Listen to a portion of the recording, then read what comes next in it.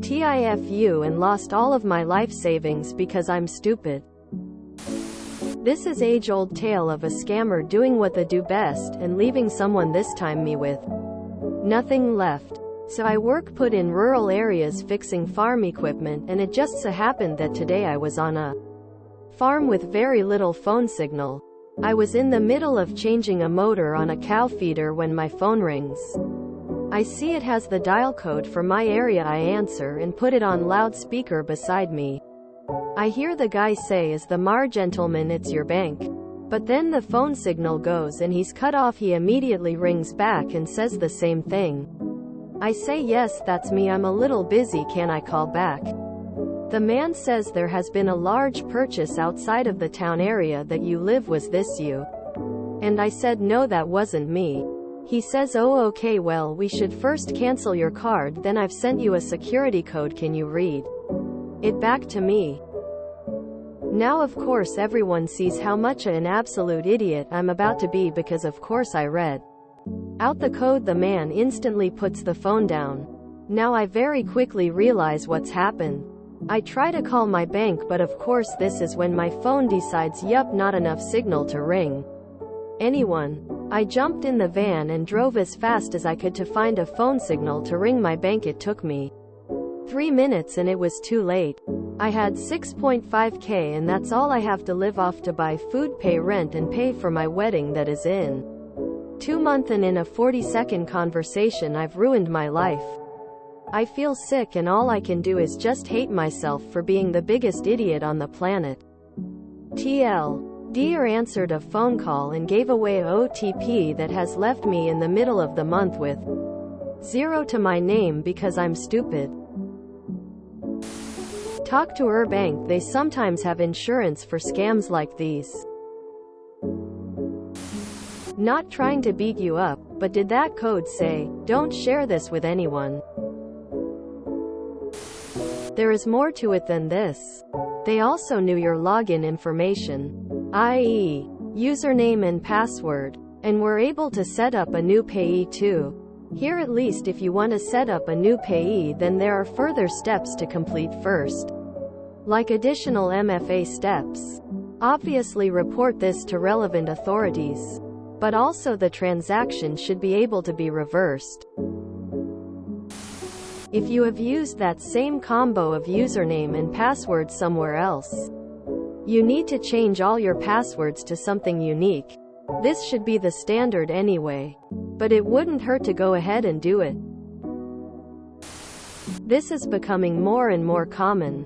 It doesn't help op, but a lot of people also fall for this. I think, like a few others said, op should physically go to the bank. Don't just talk to someone on the phone. Go and talk to a person who works there so they see who you are and tell them what happened and its impact on your life.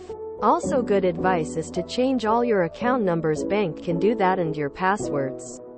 Good luck. If it makes you feel better. When I was finishing my articles, this exact scam fooled my boss, who was a 50-plus-year-old veteran professional accountant. It was for the exact same reason you stated. They knew so much of his info. He was convinced they were calling from the bank. This is honestly part of the reason I don't answer calls from numbers I don't recognize. Go physically to your bank and explain the situation. They will likely credit your account and investigate the situation. I'm in the UK and our equivalent of AT&T in the USA. It's BT, British Telecom. If I have a question about my account and I phone them from my mobile phone, their security check is to send a 4-digit number to my phone as an SMS message.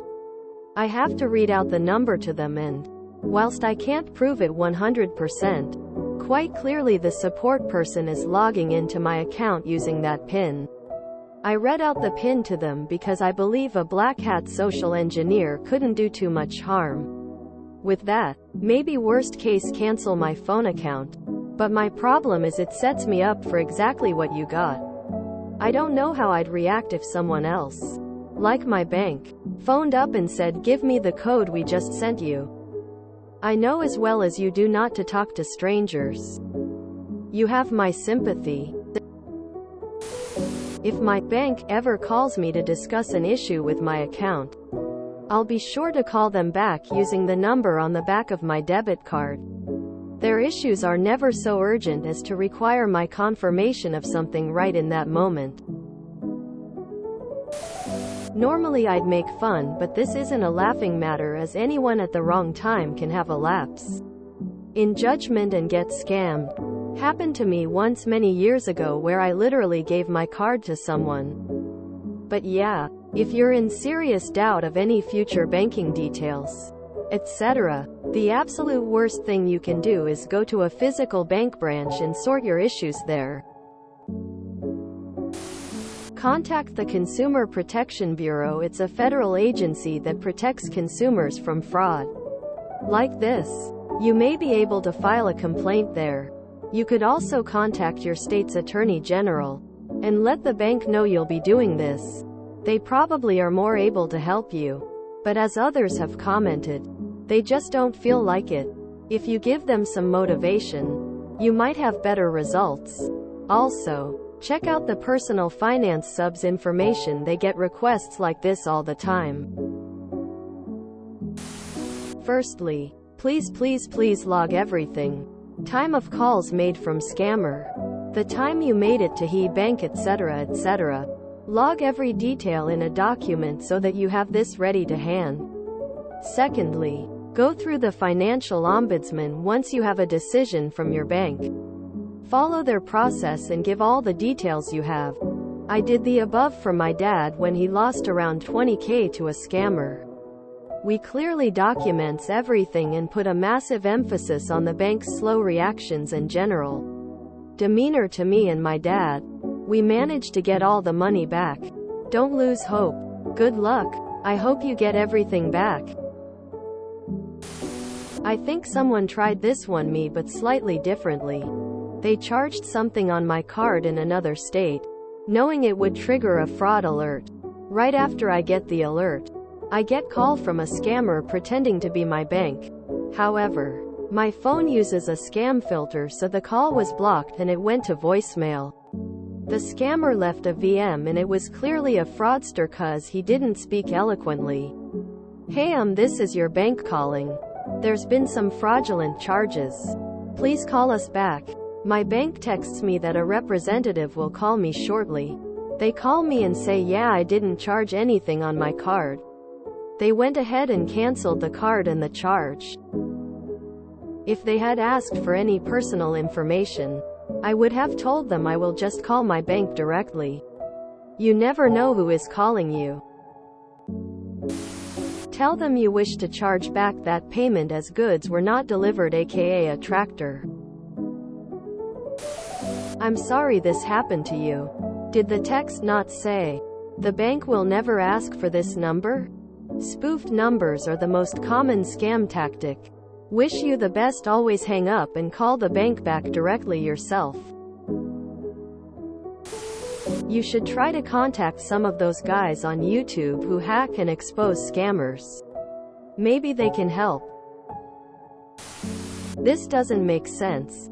How can someone deplete your funds just by giving you a number to repeat back to him? Update, PLZ. Almost the exact thing happened to me. Like you, I'm also a pretty smart person, but they got me with it. I lost $11,000 in crypto. Transaction untraceable. If you enjoyed this video, please check out our playlists full of similar content. Epicaricast is like doom scrolling for your ears. Please like, share, and subscribe.